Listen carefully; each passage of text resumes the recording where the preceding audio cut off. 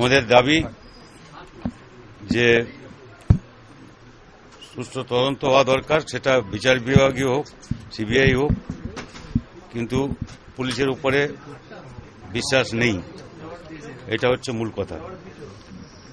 আমাদের রাজ্যের ওরা রাজ্যপালের সঙ্গে দেখা করে বলতে চেয়েছেন কথা, আমি যোগাযোগ করে আমি 2-3 দিনের মধ্যে যত দ্রুত সম্ভব আমি সেটা করবার চেষ্টা করব, যাতে অ্যাপয়েন্টমেন্টটা হয় এবং ওরা সরাসরি কথা বলতে পারেন মাননীয় রাজ্যপালের সঙ্গে।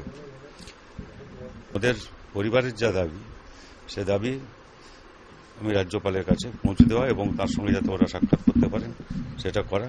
আর আইনগত সাহায্য নিয়ে উনি বলেছিলেন একবার যে আমাদের বিকাশ ভট্টাচার্য তার উপরে ওর আস্থা আছে। আমি বিকাশবাবুকে বলেছিলাম, ওর সঙ্গে ওর কথা হয়েছে, সেই যোগাযোগ আমরা যাতে হয় তার ব্যবস্থা আমরা করব। ওরা বলেছেন বিচার